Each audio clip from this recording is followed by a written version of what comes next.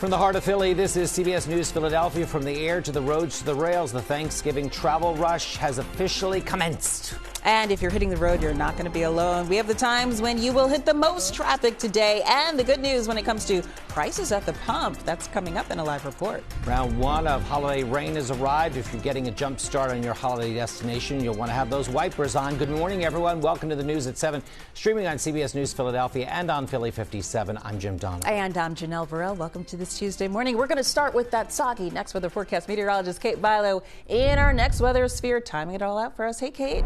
Hey, Janelle. Hey, Jim. Good morning. We are waking up to rain just in time as you try to get going. Maybe it's your last day of work for the week. Maybe it's the kids' last time getting up for school. And you may be moving a bit slowly this morning with the clouds and the rain already impacting at least our western suburbs. Still looking dry. I'm not seeing any kind of blurring on the windows here behind me in our next weather sphere in the city. But the rain expected to start within the next few minutes if it hasn't already where you are. So let's take a look at current temperatures. And I want to put up the last 2 hours, let's say, of our radar loop. And you can see it is warm. Temps are in the low 50s in Wilmington. Philadelphia, we're at 53. The rain has dropped the temps just a little bit in the north and western zones, but here comes that wall of moisture. Showers lifted in earlier this morning, and we've been dealing with some pretty steady rain up across the Poconos, the Lehigh Valley, and now that rain filtering into our nearby north and west suburbs this morning, and that will be with us through the next couple of hours. The good news, though, this is a pretty quick hitting system, and by noon, I think the sun's trying to come out, and the afternoon commute is a sun glare problem, not a windshield wiper kind of problem. So a quick hitting front moving through as we speak. You can see the heaviest rain now lifting into northern New Jersey. There are a few embedded heavier showers right now moving over the Chesapeake Bay, so I do think we'll see a few spotty areas that could pick up a quarter to a half inch of rain. But again, it's quick,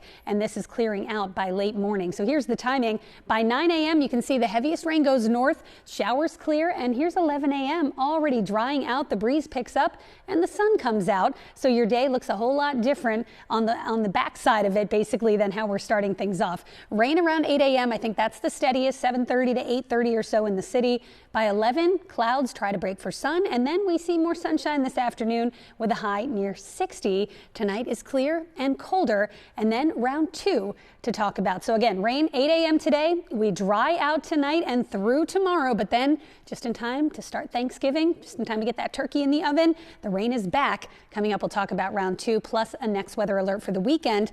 That one for extreme cold. More on that coming up. Let's send it over to Kim Hudson, who's in for Chandler with your traffic this morning. Hi, Kim. Good morning, Kate. Right now, we're taking a live look over Allentown at I-78 and Route 33. As you can see, the rain is coming down. That road is really slick. It's also really slick in Plymouth Township right now, where there's a crash on Ridge Pike eastbound near the Blue Route. It's listed as closed, but as you can see, we still have some traffic just kind of trying to drive around that, just trying to scoot around that scene. We also have a crash in Villanova right now on the Blue Route northbound at Route 30. We're still working to try to find out how many lanes are blocked on the Blue Route right there in Villanova. But we do know that we still have this crash on the PA Turnpike Northeast extension that's southbound after Quakertown. One lane is blocked, but there is another crash in this exact same stretch. So just be prepared if you're traveling the PA Turnpike Northeast extension southbound in Quakertown. Also, we have a bridge outage on Route 82. It is closed both north and southbound between Highland Dairy Road and Route 841. Your alternates around that will be Strasburg Road. Janelle? All right. Thank you for that, Kim. The holiday travel rush ramping up today. Thousands of people in the Philadelphia region are hitting the road. And some good news this morning when it comes to filling up before you head out of town. CBS News Philadelphia reporter Brandon Goldner is at the King of Prussia Service Plaza on the Pennsylvania Turnpike. Good morning, Brandon. You look a little soggy out there. Good morning, Jim, Janelle. It is a little bit soggy out here right now. The rain is starting to pick up as traffic is starting to pick up right here along the Pennsylvania Turnpike in King of Prussia, and the traffic is only supposed to get worse as the day goes on. AAA says a record nearly 975,000 people in the Philly 5-county area will be traveling more than 50 miles this Thanksgiving. That's a 2% uptick compared to last year. Of those, 90% are driving. Now, the worst times to travel on the roads will be between 1 to 7 p.m. today and 1 to 5 p.m. tomorrow. We did speak to some drivers, including Eric R. He says he is traveling to the Bronx this holiday, and he says that he is being strategic about how he plans to do his commute. Wednesday night, You got to beat all the traffic. You know, George Washington Bridge gets slammed on the holidays, so better off leaving late at night. This way you get there about 10 o'clock and there's no traffic.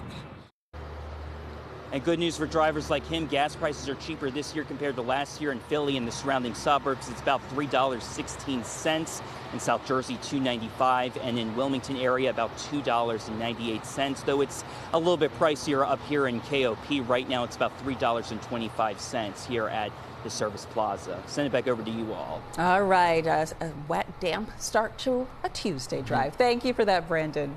And if you are flying, brace yourself. The TSA expects this to be the busiest Thanksgiving travel period on record.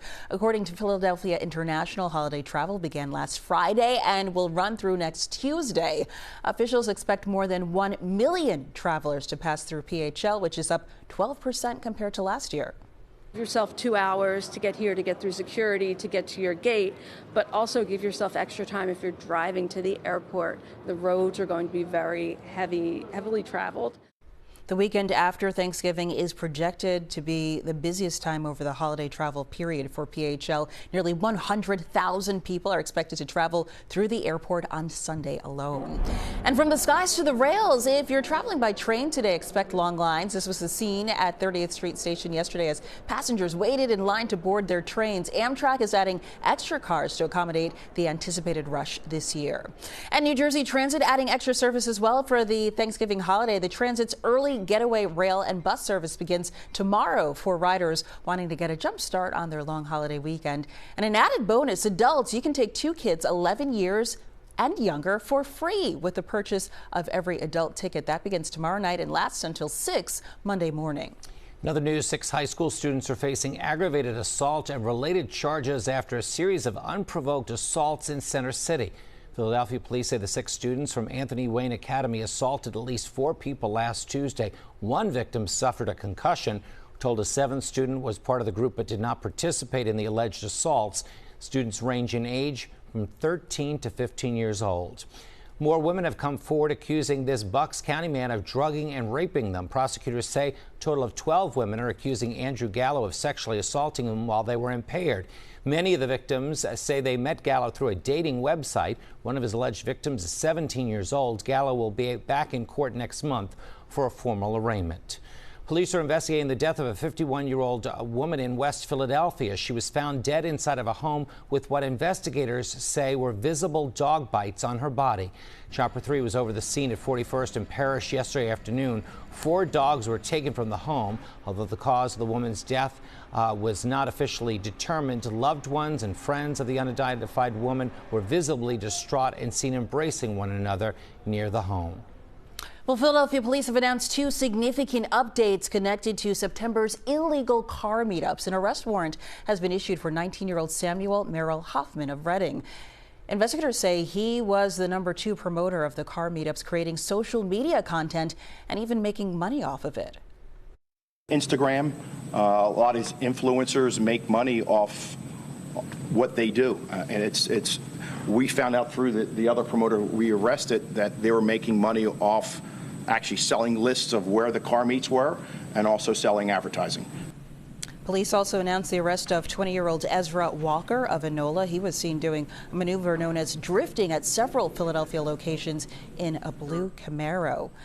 Now to 2 violent car crashes that happened just hours apart at the same intersection in Delaware County, both now under investigation. Ridley Township police say just after midnight Sunday, a woman driving an SUV crashed into a parked car in Daniel Tranquina's driveway and landed upside down in front of the house next door. Then just hours later, a man on his way to work crashed into Tranquina's yard to avoid hitting another driver who ran a red light. I ran downstairs, looked out, and to my surprise, there was a car upside down on the neighbor's front porch. Our car was missing and about 70 feet up the street, upside down and clearly totaled. Well, Tranquina is hoping that the township will install a guardrail to prevent any future crashes in his yard. We did reach out to the township's Board of Commissioners, but we have not yet heard back. Repair work will resume this morning on a broken water main at 4th Street and Girard Avenue in Northern Liberties. The break on Sunday morning sent water into the streets and into several properties.